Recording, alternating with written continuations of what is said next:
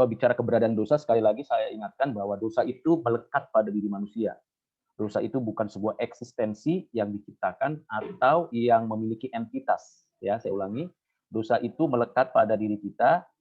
Dosa itu bukan sesuatu yang memiliki eksistensi seperti entitas yang lain. Karena itu seringkali di Alkitab memang ada nuansa personifikasi.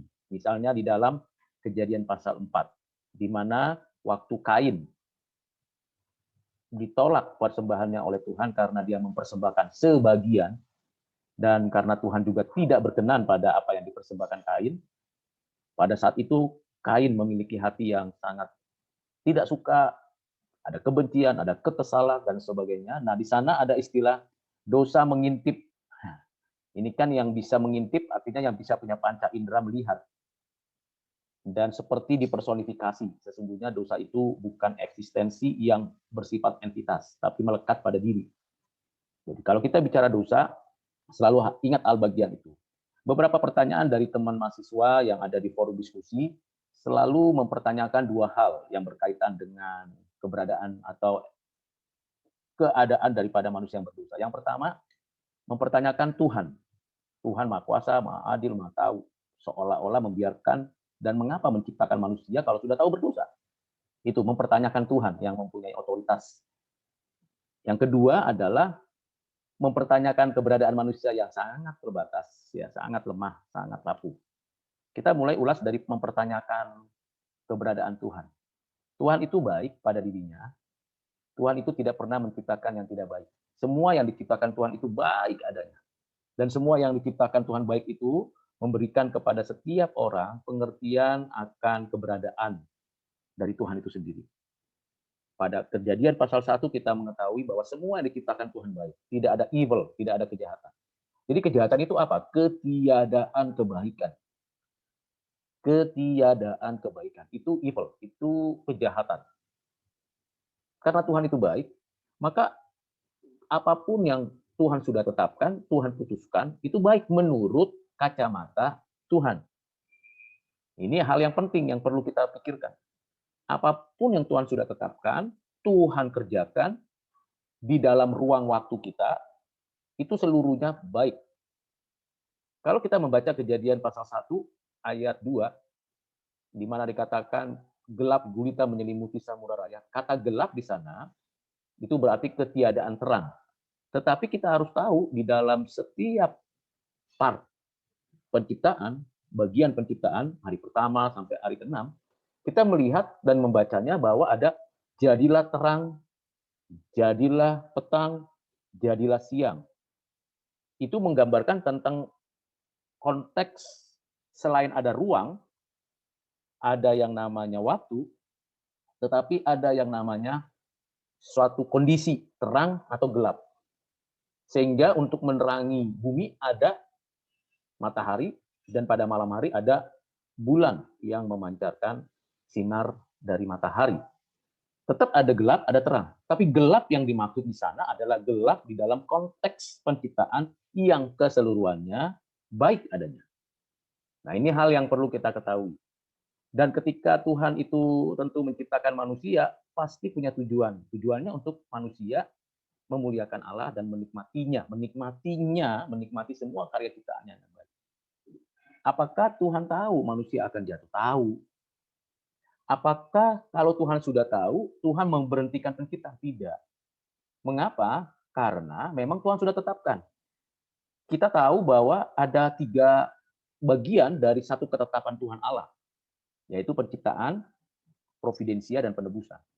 Nah, kalau kita berbicara penciptaan, maka sejak titik awal sampai titik akhir dari alam semesta dan bumi ini, khususnya sejarah manusia, maka seluruh karya penciptaan Tuhan itu lengkap, komplit, detail, utuh. Nah, manusia-manusia yang akan lahir dari nenek moyang yang satu, yaitu Adam dan Hawa, sampai nanti akhir zaman, itu di dalam konteks penciptaan. Jadi kalau pertanyaannya, mengapa Tuhan tetap menciptakan kalau manusia toh akhirnya jatuh? Kenapa tidak di stop?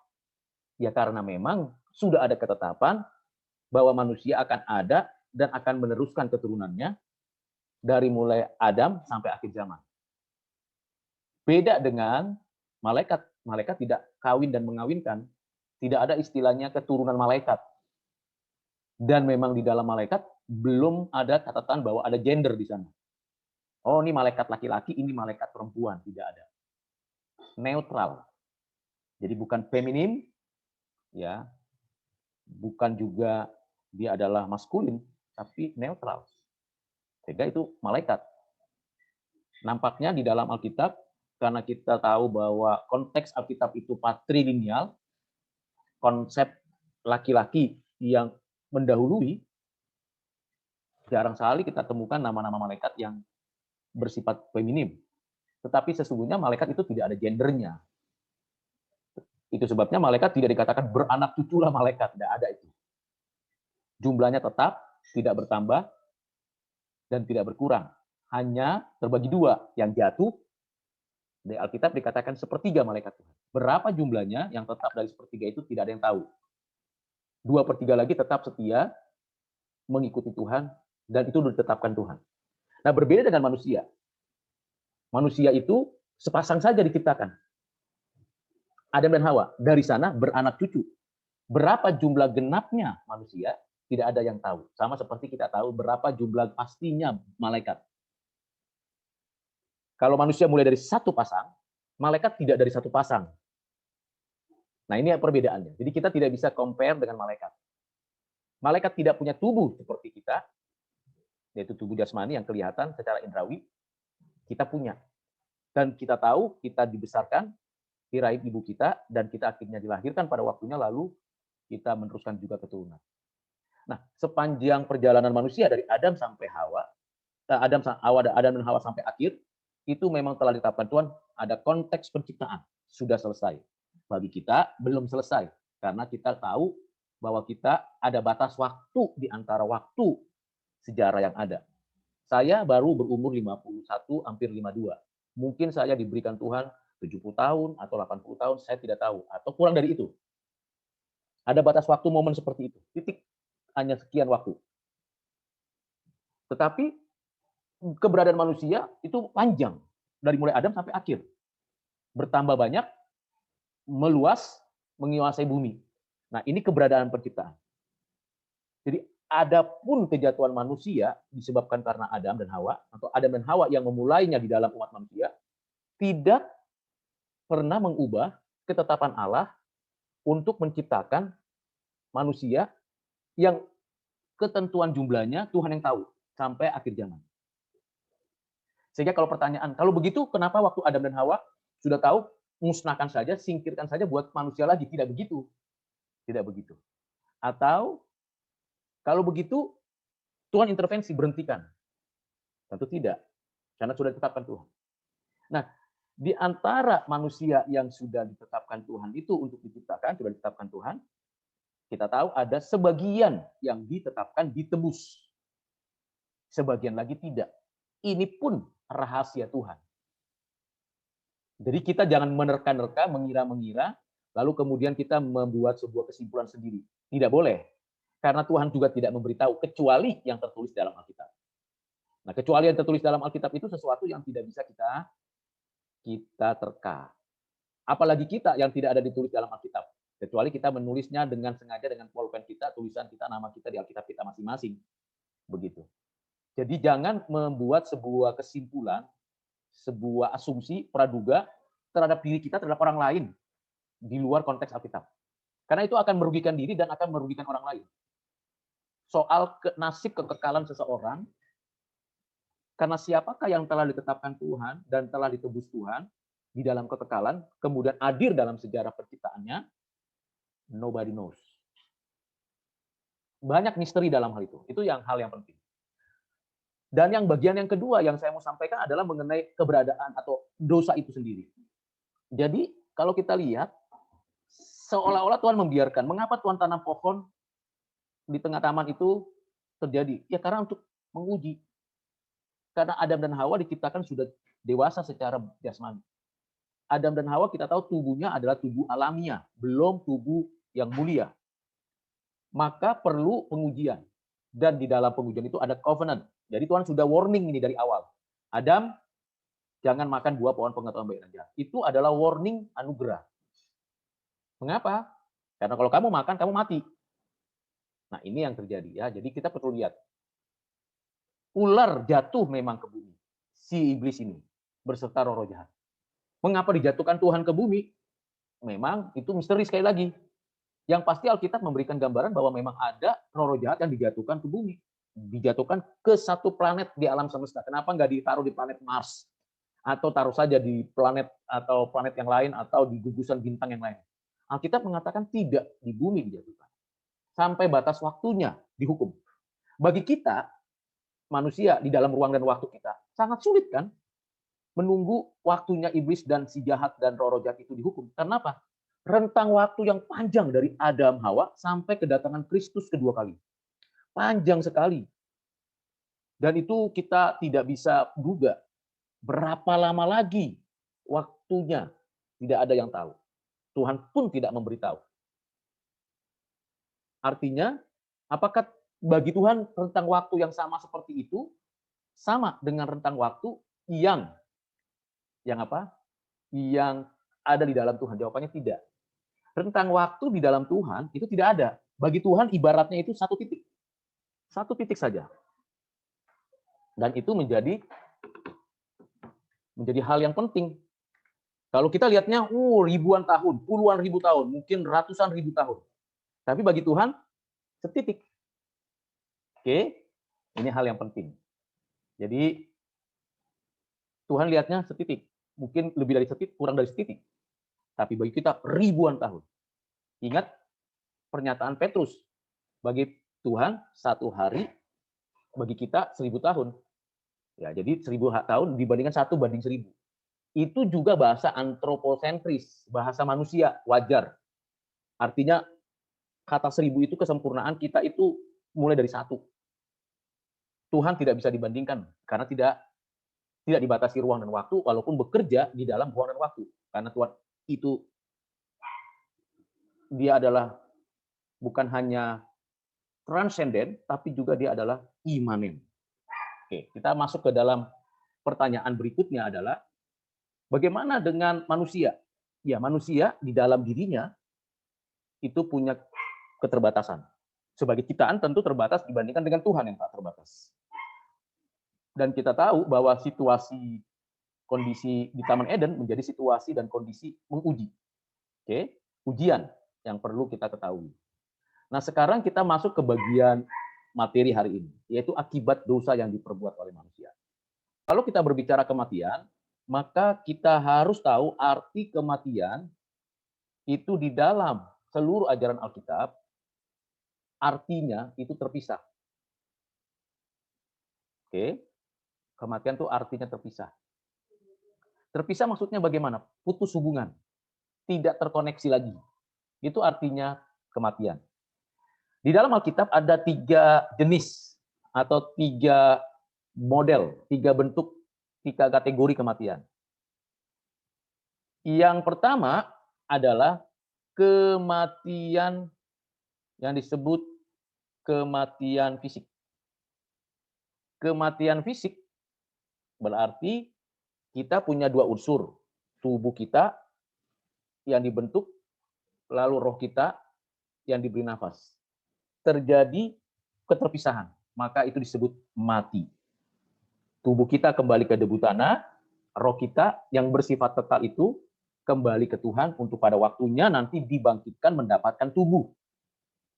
Bagi orang percaya, tubuh kemuliaan, bagi orang tidak percaya, tubuh binasa. Karena disebut manusia karena mempunyai tubuh. Hewan punya tubuh, tidak punya roh, maka tidak bersifat kekal. Tumbuhan punya bentuk tubuh atau bentuk fisik, tapi tidak punya insting atau roh, seperti binatang atau tidak seperti manusia. Apalagi batu-batuan. Malaikat punya roh, tapi tidak punya bentuk tubuh seperti kita. Mati, terpisah. Maka kita menangis ketika ada yang berduka di dalam keluarga kita. Ada yang dipanggil Tuhan. Karena tubuhnya sudah terpisah dari rohnya. Dan tubuhnya ini akan dikubur dan menjadi debu tanah lagi. Berapa tahun lagi ada yang percepatan, ya, misalnya dikremasi, ada yang diawetkan, misalnya dengan mumi, tetapi secara alami pasti akan kembali ke debu tanah. Selesai. Itu kematian. Apakah kalau Adam dan Hawa, apakah kalau Adam dan Hawa tidak berdosa misalnya, tubuhnya akan tetap?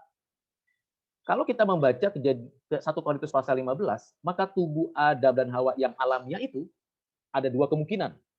Yang pertama, diubah menjadi tubuh kemuliaan seperti Henok. Henok bergaul karib dengan Tuhan, tidak mengalami kematian seperti yang umumnya, diangkat ke surga, mengalami perubahan. Sama seperti yang Tuhan Yesus katakan, pada waktu hari kedatangan Dia, ada orang yang masih hidup, tubuh jasmaninya yang alamiah ini diubah menjadi tubuh kemuliaan. Bagaimana caranya? Bagaimana kita memastikannya? Itu adalah keajaiban yang Tuhan kerjakan. Seperti anggur yang berasal dari air. Tidak ada yang tahu prosesnya terjadi ketika terjadi perkawinan di Kana. Bagaimana anggur itu habis, Maria meminta tolong supaya Tuhan menyatakan kuasanya. Dan Tuhan pada waktunya, sesuai dengan memang dia datang sengaja ke pesta dengan terlambat, dan Tuhan dengan kuasa dan kehendaknya sendiri, bukan berdasarkan kemauan permintaan daripada Maria ibunya, tapi karena kehendaknya sendiri, Tuhan mengubah air pencucian menjadi anggur yang terbaik. Bagaimana bisa berubah? Itu keajaiban Tuhan. Itu mujizat. Sama ketika Henok naik ke atas tanpa melalui kematian. Secara umumnya tubuhnya diubah. Sama seperti nanti pada akhir zaman ada orang yang masih hidup, tubuhnya diubah. Nah, ini hal-hal yang perlu kita ketahui berkaitan dengan kematian. Terpisahnya tubuh dari roh. Yang kedua yang disebut kematian rohani. Berarti terputusnya hubungan antara ciptaan pribadi, yaitu image of God manusia ini, dengan Tuhan Allah. Jadi Allah yang kudus, itu karena kekudusannya menolak semua keberdosaan, menolak semua perbuatan manusia. Maka terjadi keputus. Yesaya 59 ayat 1 dan 2 dikatakan, bukan tanganku kurang panjang untuk menolong, bukan karena telingaku kurang tajam untuk mendengar, tetapi yang membuat aku dan kau, doamu tidak sampai kepadaku karena dosamu.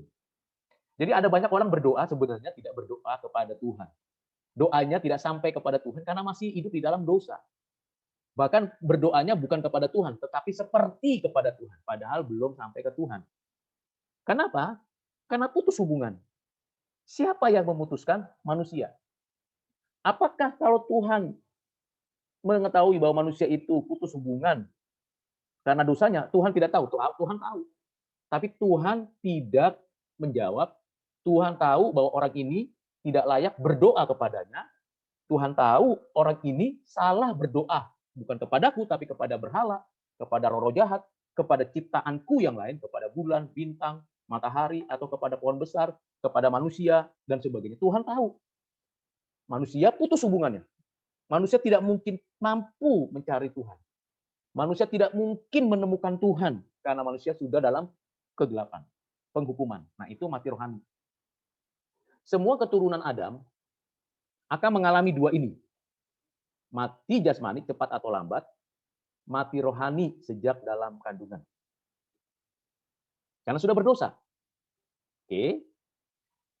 Yang ketiga adalah mati kekal, yaitu penghukuman di api neraka yang disediakan Tuhan bagi iblis dan roh-roh jahat. Siapakah yang mati kekal? Mereka yang tidak mendapatkan kasih karunia dari Allah. Yang tentu tidak ditetapkan Tuhan untuk menikmati hidup kekal di langit dan bumi yang baru. Berarti kalau mati kekal itu berkaitan dengan apa? Penghukuman kekal, final. Nah, pertanyaannya adalah antara mati kekal dengan dua status tadi. Ya. Kita akan mati jasmani dan kita sedang berada dalam mati rohani. Sepanjang hidup kita, bagi orang pilihan, bagi orang yang telah ditetapkan Tuhan, maka yang tadinya mati rohani akan mengalami hidup yang baru. Diberikan akses kembali berhubungan dengan Tuhan. Sinyalnya langsung nyampe ke Tuhan. Melalui siapa? Kristus. Darah Yesus menghapus dosa kita total. Tidak setengah-setengah, tidak sebagian-sebagian, tidak milih-milih. Semua dosa kita total dibersihkan oleh darah Yesus. Total, karena apa? Memang sempurna pengorbanan Kristus. Sehingga kita punya akses hanya melalui Yesus Kristus. Sehingga kita punya relasi lagi dengan Tuhan. Tetapi tetap mati secara fisik. Kenapa? Saya ulangi tadi, fisik kita yang sudah dicemari dosa ini ternyata itu bukan fisik yang mulia. Sementara roh kita, roh yang sudah diberikan, roh yang baru, hati yang baru, anggur yang baru tidak boleh ditaruh di dalam wadah yang lama. Anggur yang baru kalau ditaruh di wadah yang lama, maka anggur yang baru itu bisa merusak kantong yang lama, dan kantong yang lama itu akan rusak. Kapan wadah yang baru yang tidak merusak? Anggur yang baru itu, yaitu nanti pada akhir zaman. Tapi sekarang, kita masih mengenakan tubuh alamiah ini, yang sudah dicemari dosa ini, yang akan rusak ini, tapi hati kita baru. Dalam hal inilah kita mengalami pergumulan. Saya ulangi, dalam hal inilah kita mengalami pergumulan. Mengapa? Di satu sisi saya memuji-muji Tuhan, tapi lidah saya bisa juga saya pakai untuk bohongi orang. Jelek-jelekin orang. Memaki-maki orang. Menghina orang. Padahal lidah yang sama, puji Tuhan, haleluya. Itu hanya 2 jam di gereja misalnya.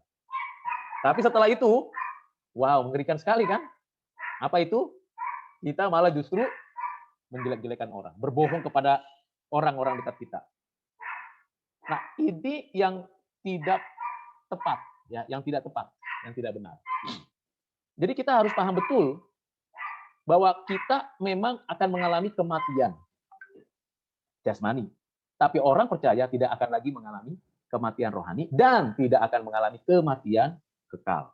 Itu akibat dosa. Sampai sini jelas ya? Jadi bicara kematian, akibat dosa ada kematian fisik, ada kematian rohani, ada kematian kekal, penghukuman. Yang ada adalah diperbudak. Itu sebabnya Tuhan katakan di dalam Yohanes pasal yang ke-8, saya bacakan, ya, Yohanes pasal 8 untuk kita.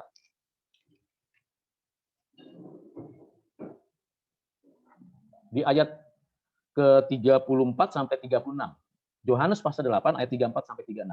Kata Yesus kepada mereka, aku berkata kepadamu sesungguhnya setiap orang yang berbuat dosa adalah hamba dosa.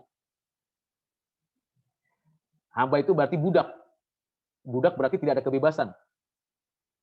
Jadi bagi siapapun yang tidak di dalam Kristus berbuat dosa, hamba. Tidak ada kebebasan. Hamba itu tidak ada kebebasan. Orang-orang Yahudi pada waktu mendengar kalimat ini tentu sudah tahu apa artinya hamba. Kita agak sulit ya. Kalau kita itu lebih apa namanya? Lebih friendly mendengar kata sekarang itu adalah asisten rumah tangga, begitu ya. Atau pekerja, buruh, karyawan seperti itu. Tapi zaman dulu kalau seseorang itu bekerja pada orang lain, yang disebut hamba atau budak itu tidak punya hak apapun atas apapun dan atas dirinya. Bisa paham di sini ya perbedaannya, karena beda budaya, beda cara pengertiannya. Waktu Tuhan mengatakan kata Yesus kepada mereka, kepada orang-orang Yahudi itu, orang-orang yang mendengar kebenaran itu, setiap orang yang berbuat dosa adalah hamba dosa. Budak dosa. Tidak punya kebebasan. Jadi yang namanya free will bagi orang berdosa itu tidak ada lagi. Yang ada adalah dia masih mungkin berbuat baik karena anugerah Tuhan secara umum. Tetapi sesungguhnya di hadapan Tuhan budak. Ini keras sekali, pernyataan Tuhan ini sangat keras. Nggak suka orang dengar kalimat ini. Sampai sekarang. Ayat ini jarang orang mau di-compare dengan dengan istilah kebebasan. Pasti nggak suka. Saya mau bebas. Saya mau bebas pilih pasangan laki-laki aja bagi laki-laki. Jadi gay. Saya mau bebas mau jadi perempuan. Saya bebas dong, hak saya. Begitu. Tidak. Kamu budak dosa. Kamu tidak bebas lagi. Kalaupun engkau memilih menjadi gay atau lesbian, itu karena kamu ada di dalam keberbudakan dosa. Kebebasanmu tidak ada lagi. kamu akan ikuti semua keinginan keberdosaan. Nah, ini sangat keras. Saya katakan ini sangat keras. Di segala zaman tidak mau ada orang yang seperti dengar kalimatnya Tuhan seperti ini. Tapi faktanya begitu, bukan? Misalnya, orang yang tadinya merokok, tadinya hanya ikut-ikutan, ya kan? Ikut-ikutan teman supaya bergaul baik. Tapi faktanya apa yang terjadi? Apa yang terjadi? Lama-lama dia diperbudak dari 1 batang, 2 batang per hari sampai 1 bungkus. Sudah ada tulisan padahal dari pemerintah. Merokok itu merusak, bisa menghasilkan kematian. Dikasih contoh-contohnya, gambar-gambarnya. Nggak digubris. Kenapa nggak digubris? Apa manusia nggak takut mati? Takut. Tapi manusia nggak bisa melepaskan dirinya. Kenapa? Sudah diperbudak. Jadi rokok itu memperbudak dia. Bukan dia yang memperbudak rokok, tapi rokok itu memperbudak dia. Sama seperti orang koruptor. Pertama sedikit-sedikit, ya kata BDC, kemudian dapat korupsi dikit-dikit. Lama-lama dia diperbudak oleh uang. Sama dengan orang-orang yang memiliki jabatan. Lama-lama diperbudak. Nah, ini yang bisa saya katakan hati-hati bagi kita. Kita jangan sampai diperbudak. Tapi faktanya sudah diperbudak. Nah, ayat 35, kita jangan berhenti di sana. Di ayat 35 Tuhan katakan, dan hamba tidak tetap tinggal dalam rumah, tetapi anak tetap tinggal dalam rumah. Jadi, kata Tuhan Yesus ayat 36, jadi apabila anak itu memerdekakan kamu, kamu pun benar-benar merdeka. Nah, ini baru di sini. Jadi anak-anak Tuhan, yang takut Tuhan, yang hidupnya di dalam Tuhan, baru mempunyai free will. Free will-nya jadi free choice. Saya mau pilih berbuat ini baik enggak ya? Dikasih hikmat. Oh, tidak baik. Saya pilih ini baik enggak? Oh, iya. Dikasih hikmat, ini baik. Mengapa bisa memilih dengan tepat? Karena sudah di dalam kemerdekaan yang diberikan Tuhan. Sampai di sini dulu penjelasan kuliah saya untuk hari ini. Berkaitan dengan dampak dosa terhadap ilmu pengetahuan, kita akan mengarahkannya bahwa setiap ilmu pengetahuan itu, ya, saya tolong didengarkan baik-baik kalimat ini. Setiap ilmu pengetahuan itu menemukan kebenaran. Jadi ahli manapun itu menemukan kebenaran dari alam, baik alam fisik maupun alam sosial, alam budaya. Jadi dia menemukan pengetahuan dari sana berdasarkan 2 hal. Yang pertama adalah pengamatan indrawi. Nah, ini biasanya para saintis, pengamatan indrawi, melihat, memperhatikan, mengobservasi, melakukan eksperimen. Lalu berdasarkan pengalaman, ini biasanya ilmu-ilmu sosial humaniora. Berdasarkan pengalaman lalu disusun sebuah teori dan konsep. Lalu intuisi mendukung adanya pengamatan atau pengalaman yang berkaitan dengan kebenaran. Jadi ada 3 pokok pikiran, ada pengamatan, observasi, melalui pengamatan indrawi, ada yang namanya, yang kedua adalah pengalaman, bagaimana seseorang itu mengelola perusahaan, bagaimana seseorang itu mengelola hotel, bagaimana seseorang itu menjamu, memberikan servis kepada orang-orang yang datang ke hotelnya. Itu pengalaman-pengalaman yang baik ataupun yang tidak baik, akhirnya menyusun sebuah teori, konsep, pendekatan, model-model yang lain, pengalaman memasak dan sebagainya. Lalu menjadi sebuah teori. Didorong oleh intuisinya masing-masing, lalu tersusunlah. Mengapa manusia masih mungkin bisa menemukan kebenaran? Pertama, ingat baik-baik, karena Tuhan menciptakan keteraturan. Apel jatuh dari pohon apel, kemudian jatuh. Begitu jatuh, pada momen yang sama, terus-menerus, ada apa dengan bumi kok bisa jatuh? Ada gravitasi. Ditemukan. Lalu kok terbang itu burung, kok bisa terbang? Padahal ada gravitasi, kenapa? Nah, itu semua diamati secara indrawi, terjadilah sebuah teori. Begitu juga dengan pengalaman-pengalaman manusia. Terdoronglah oleh intuisinya masing-masing.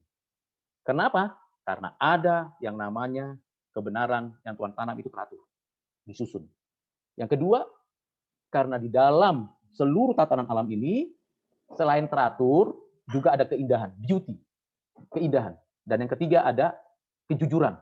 Apa adanya alam ini, apa adanya keberadaan kita, ditulis. Sehingga siapapun manusia bisa melihat dengan panca inderanya, bisa punya pengalaman. Ini menjadi sebuah teori, lalu menghasilkan sebuah ilmu pengetahuan. Itu bagian pertama. Mengapa? Karena manusia walaupun sudah rusak total masih mungkin. Tetapi, nah ini ada tetapinya, harus digarisbawahi kata tetapinya. Arahnya, pijakannya tetap di dalam dosa.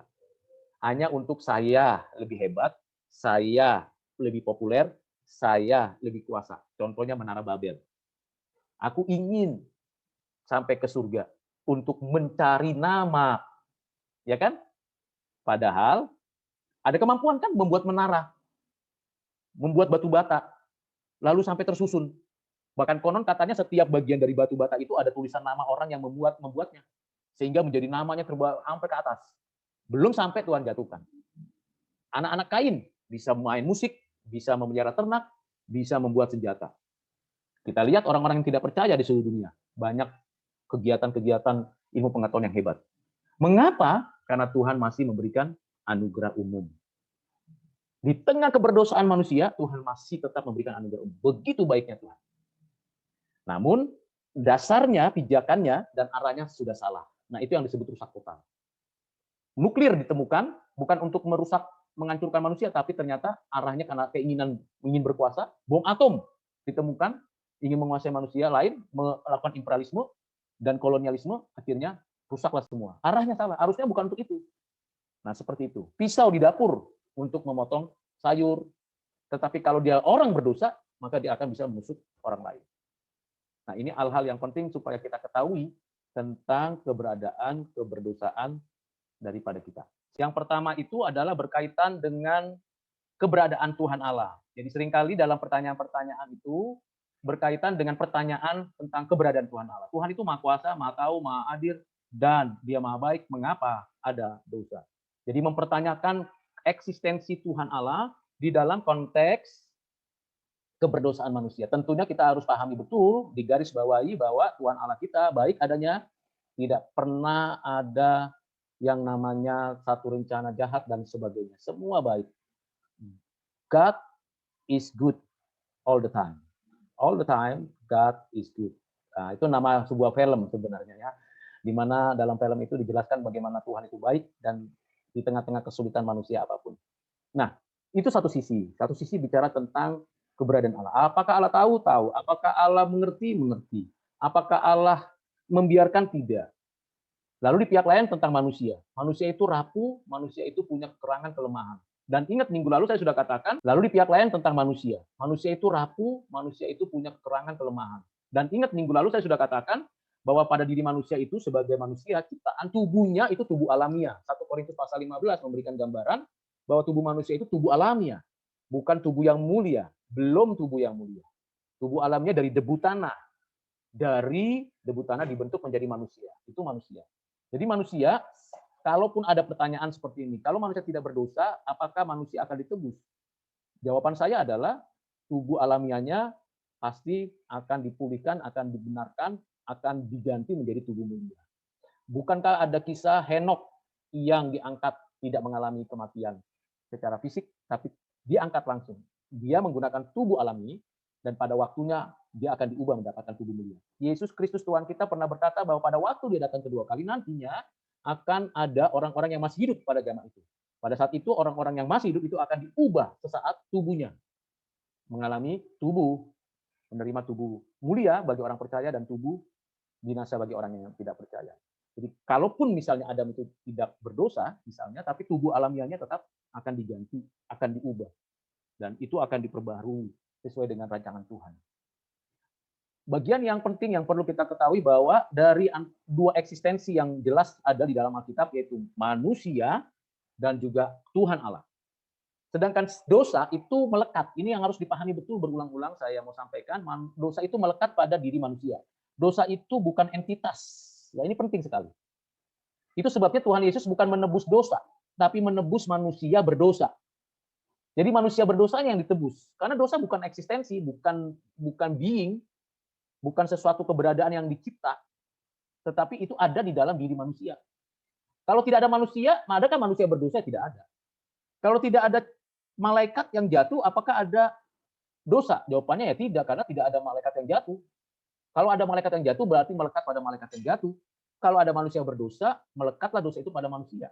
Sekalipun di dalam Alkitab dipersonifikasi, seperti dalam Kejadian pasal yang keempat, dosa mengintip dari pintu, seperti seolah-olah dia punya mata.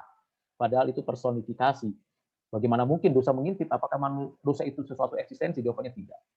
Nah, dengan kita memahami Allah itu baik, manusia itu rapuh, dosa itu eksistensinya tidak ada, dia hanya melekat pada diri manusia, maka kita bisa menjawab pertanyaan apapun yang berkaitan dengan perbuatan dosa manusia.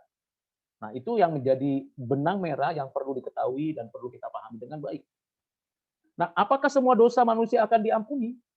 Dosa manusia siapa yang diampuni? Manusia yang mana yang diampuni Tuhan? Tentu ada ketetapan Tuhan. Nah, kita harus merujuk pada dirinya Tuhan. Di dalam Tuhan ada ketetapan. Ketetapan satu kesatuan yang utuh yang tidak terpisahkan. Di dalamnya ada 3 kategori, yaitu penciptaan, providensia, dan penebusan. Bagi kita, sangat tidak mudah untuk memahami ruang dan waktu dan kondisi yang ada. Mengapa? Karena kita dibatasi oleh ruang dan waktu.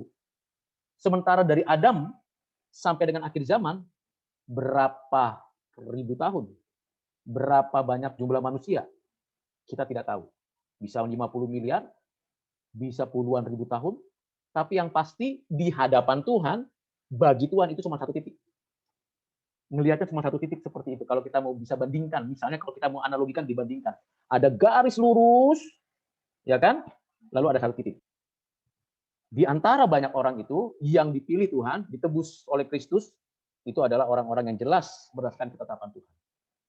Sehingga dosa apapun yang kita perbuat, kalau kita orang pilihan, pasti Roh Kudus akan mengingatkan kita, menegur kita, membawa kita untuk bertobat. Tapi kalau dia bukan orang percaya, bukan orang pilihan, kita tidak mungkin mengalami pertobatan yang tuntas. Yang membawa kita semakin cinta Tuhan, cinta sesama. Tidak mungkin. Bahkan kita mungkin terus berbuat dosa. Nah, itu hal-hal yang perlu yang berkaitan dengan pertanyaan-pertanyaan. Di dalam Alkitab, seluruh Alkitab, kita tahu bahwa ada istilah kematian. Alkitab memberikan gambaran tentang kematian itu dalam arti terpisah. Jadi kata mati, kematian itu artinya terpisah. Nah, itu coba digaris bawah ya, kata terpisah. Nah, di dalam seluruh Alkitab dari Kejadian sampai Wahyu, yang kita baca dan kita pelajari, kita mengetahui bahwa ada 3 kategori kematian akibat dosa. Yang pertama, kematian fisik. Yang kedua, kematian rohani. Yang ketiga, kematian kekal. Saya akan jelaskan breakdown satu persatu. Kematian fisik, terpisah tubuh dari roh. Maka kalau orang yang mengalami kematian fisik, kita bisa lihat tubuhnya kembali ke debu tanah, rohnya kembali kepada Tuhan. Terpisah, itu namanya mati. Maka ada yang tubuhnya percepatan menjadi debu tanah melalui kremasi cepat sekali, 3 jam selesai, ya. Tapi ada yang puluhan tahun baru jadi debu tanah, bahkan ada yang coba diawetkan, tetap pada akhirnya jadi debu tanah. Tubuh alami ini akan jadi debu tanah, kita rohnya kembali kepada Tuhan. Roh kembali kepada Tuhan berarti tidak lagi ada relasi antara orang hidup dan orang mati. Antara kita yang masih tubuhnya menyatu dengan roh kita, dengan orang yang sudah rohnya tidak ada lagi tubuhnya, belum ada tubuhnya, itu tidak ada komunikasi. Tidak ada komunikasi. Nah, ini penting sekali. Jadi kalau bilang nenek moyang saya tuh datang ke saya, kok tahu ya gitu. Emang nenek moyangnya bisa ada di dunia mana? Itu kan dunia yang sudah di sana, yang tidak. Nah, jangan-jangan yang jatuh ke bumi ini bukan nenek moyang kita tentu kan? Itu roh-roh jahat yang bisa menyamar jadi nenek moyang kita. Jadi kita perlu perhatikan itu pertama. Karena sudah putus hubungan. Yang kedua, sebelum masuk kedua ya, ada kasus-kasus khusus yang tidak mengalami kematian. Dalam pengertian terpisah secara langsung, kita lihat. Misalnya Enok diangkat. 300 tahun bergaul dengan Tuhan, diangkat. Sama-sama tubuhnya. Nabi Elia dijemput oleh kereta berapi dari surga. Seolah tidak mengalami kematian. Tetapi apakah tubuhnya menjadi tubuh yang diubah langsung menjadi tubuh mulia? Jawaban saya, dengan iman saya percaya bahwa tubuh yang dialami Enok dan tubuhnya Nabi Elia itu mendapatkan tubuh mulia. Yang lain kan tidak. Tapi contoh yang betul-betul mengalami tubuh kebangkitan itu hanya Kristus. Setelah 3 hari dia dikuburkan, hari ketiga dia bangkit dan dia mengenakan tubuh mulia. Tubuh yang betul-betul secara kasat mata kita lihat. Pengamatan indrawi kita bisa lihat. Nah, ini hal penting. Nanti kalau pada akhir zaman, baru roh kita akan mendapatkan tubuh yang baru. Bagi orang percaya, tubuh mulia. Bagi orang yang tidak percaya, tubuh binasa. Tetap ada tubuh. Malaikat tidak ada tubuh jasmani, hanya roh. Hewan tidak ada roh, hanya tubuh. Maka hewan tidak punya sifat kekekalan. Yang punya sifat kekekalan karena ada rohnya. Malaikat ada sifat kekekalan karena ada rohnya. Manusia punya sifat kekekalan karena ada rohnya. Karena sebagai ciptaan pribadi mempunyai sifat kekekalan. Tapi malaikat tidak punya tubuh jasmani. Binatang tidak punya sifat kekekalan, sehingga kalau binatang itu musnah, punah, dan lenyap, itu tidak menjadi masalah. Begitu juga tumbuhan, pepohonan, benda-benda yang lain. Tapi manusia lain. Itu sebabnya istilah kematian itu ditujukan kepada manusia. Yang kedua adalah kematian rohani. Kematian rohani itu berarti satu individu, ciptaan pribadi, yang terpisah memiliki relasi dengan Allah terpisah. Jadi tidak lagi memiliki relasi karena dosa. Yesaya 59 ayat 1 dan 2 dikatakan, bukan karena tanganku kurang panjang, bukan karena telingaku kurang tajam, tetapi yang membuat perpisahannya kita adalah dosa. Dosa sekali lagi saya katakan tadi bukan sebuah entitas. Jadi keberdosaan kita membuat Allah yang adil, Allah yang suci, Allah yang kudus, ada yang mulia, Allah yang agung itu tidak menerima kita. Sehingga terjadi keterpisahan. Kita berada di dalam dosa. Kita hidup di dalam penghukuman karena dosa. Kita diperbudak oleh dosa. Tuhan Yesus katakan di dalam Yohanes pasal 8, kita bisa baca ayat 33, 34, 35, 36, dikatakan di ayat 34 bahwa kamu adalah budak dosa atau hamba dosa. Karena melawan Tuhan, tidak percaya kepada Tuhan, melakukan kehendaknya sendiri. Itu. Jadi mesti kita perhatikan baik-baik, akibatnya kita mengalami keputusan. Itu mati rohani. Mati rohani. Seluruh umat manusia di dalam Adam, seluruh umat manusia yang ada di dalam Adam, selain akan mengalami mati jasmani, juga akan mengalami mati rohani. Sudah mengalami mati rohani. Sehingga kita tidak mampu dan tidak mungkin mencari Allah karena kita sudah di dalam dosa. Jadi tidak mungkin dan tidak mampu untuk mencari arah menemukan Allah. Karena kita sudah dalam dosa. Kita hanya merespon apa yang ada di dalam alam ini, merespon apa yang ada di dalam diri umat manusia, lalu menghasilkan dua hal, yaitu kepercayaan dan kebudayaan. Respon itu disebabkan karena ada anugerah umum. Tetapi respon itu bukanlah keselamatan. Bukanlah menjadi sarana saya bisa berhubungan dengan Tuhan yang Maha Kudus. Inilah bedanya kekristenan dengan kepercayaan atau keagamaan lain. Tuhan yang mencari manusia, bukan manusia yang mencari Tuhan. Mengapa? Karena manusia tidak mungkin mencari Allah, karena manusia berdosa tidak mungkin menemukan Allah. Maka kalau ada kalimat-kalimat mengatakan aku mau mencari Tuhan. Tuhan tak perlu dicari. Karena Tuhan itu pasti mencari kita. Kalau Tuhan mencari kita cari, kita akan membuat Tuhan yang menurut konsep kita.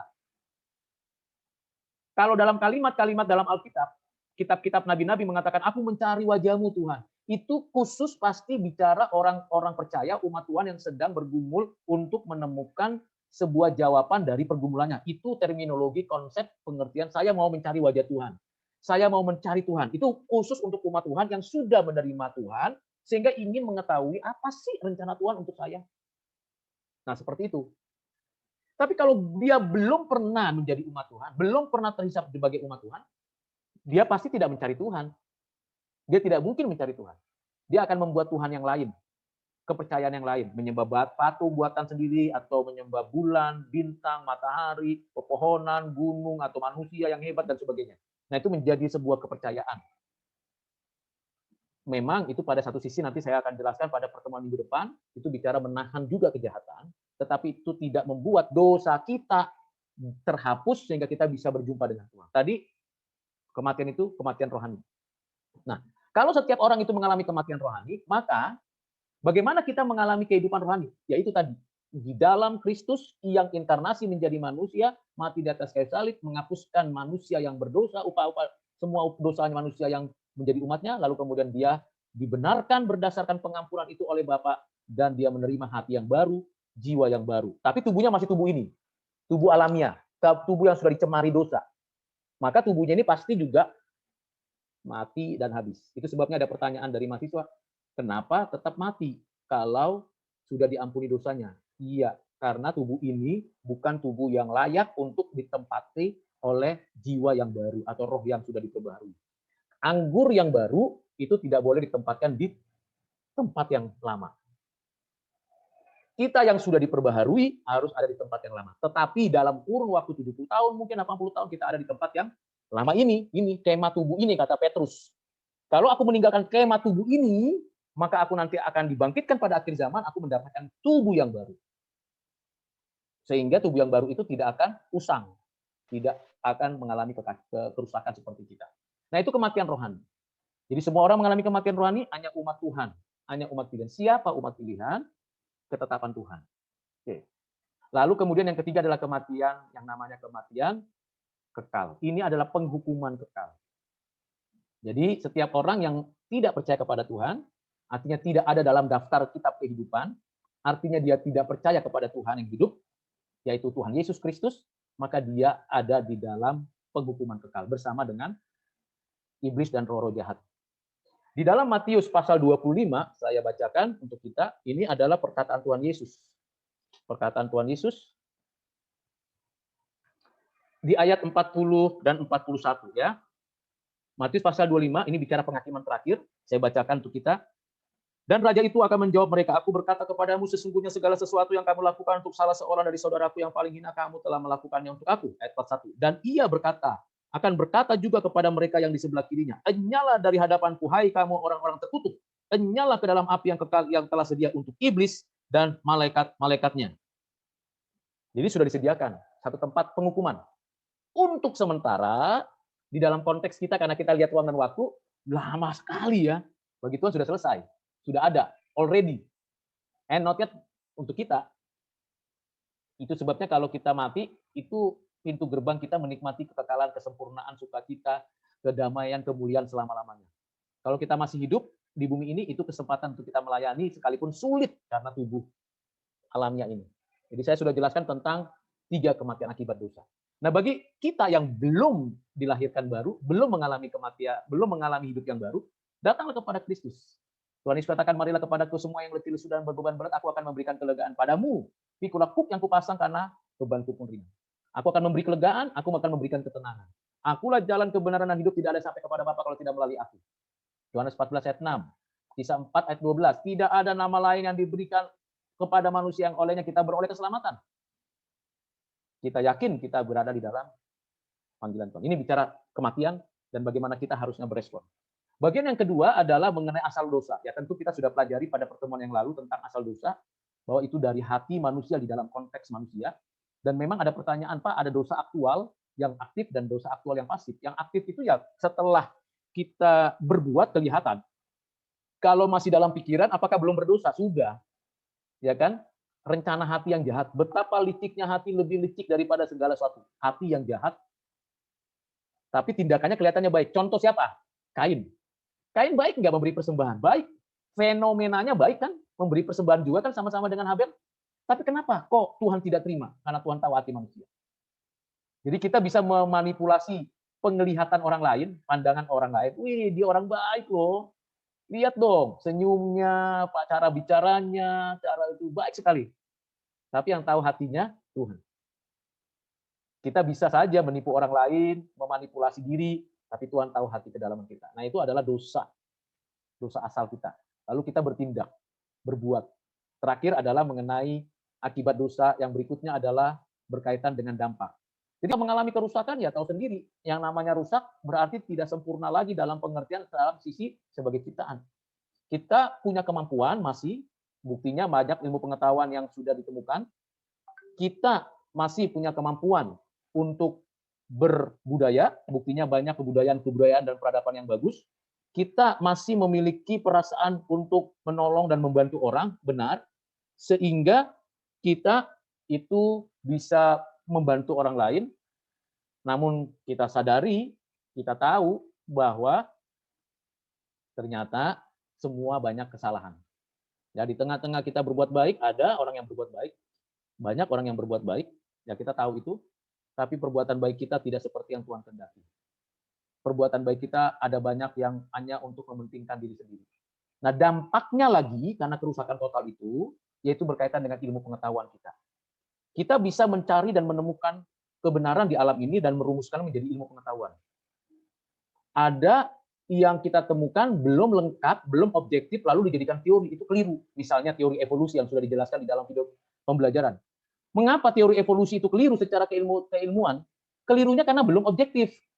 Tidak ada kevalitan di sana. Yang namanya simpanse, kalau kita selidiki, ternyata hanya 24 kromosom. Yang namanya satu sel berkembang menjadi kita miliaran sel, itu belum ada pembuktian. Bahkan sepanjang setahu saya, pernah saya dengarkan juga bahwa misalnya saja ada orang yang sedang melakukan penyelidikan yang disebut sebagai cloning. Ternyata cloning itu sendiri pun memerlukan wadah rahim. Cloning manusia ini yang sedang saya bicarakan, rahim. Tetapi apakah sudah ditemukan dan sudah pasti? Jawabannya belum. Belum ada yang menjamin.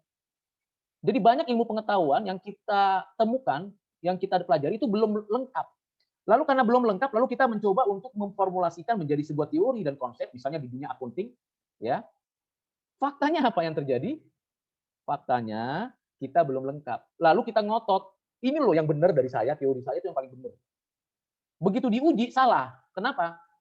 Karena setiap teori, setiap konsep yang benar pasti bisa diuji dan tahan uji untuk setiap tempat, setiap lokasi, setiap keadaan. Itu kebenaran. Kalau teori evolusi, kalau ditanya antara simpanse dengan manusia, ada yang disebut manusia, yang disebut makhluk missing link. Itu menurut Herbert Spencer dan menurut Charles Darwin selalu ada. Nah, missing link-nya itu di mana? Sampai sekarang tidak ditemukan. Itu yang pertama. Lalu fosil-fosil yang ditemukan ternyata itu tidak utuh. Ketemu kepalanya di sana, ketemu giginya di sini, ketemu di sana. Kecuali mumi, dan mumi sendiri jelas itu adalah human. Sudah pasti, kalau sudah dimumikan, pasti orang yang bisa memumikan itu adalah manusia yang memumikan manusia. Sementara yang penemuan Pithecanthropus erectus dan sebagainya, ternyata bukan satu temuan yang utuh. Lalu berapa tahun dan sebagainya. Nah, ketepatan saya belajar antropologi fisik. S1 saya antropologi. Jadi saya belajar secara keilmuan bahwa tidak ada satu fosil yang menunjukkan secara utuh manusia itu zaman purba itu dari monyet. Tidak ada. Jadi teori evolusi pada dirinya itu tidak valid, invalid, gagal. Kenapa? Karena penemuannya itu tidak objektif. Nah, kenapa dia berani mengambil satu keputusan, bahkan Darwinisme, orang-orang yang memuja Darwin, mengambil keputusan atau terjadi sebuah provokasi ya, kita itu dari keturunan monyet. Ya karena dosa. Jadi dampak dosa berkaitan dengan kita tidak menemukan sebuah kebenaran yang utuh, lalu kita buat itu menjadi sesuatu kebutuhan yang utuh. Tidak komprehensif, masih setengah kebenaran, the hard truth is not truth, tapi menjadikan sebuah teori. Nah, dampaknya muncul begitu. Lalu kita ikuti, berdampaklah kepada orang lain. Bahkan sampai SD, SMP, SMA, bahkan sampai perkuliahan, saya pernah diajari teori evolusi.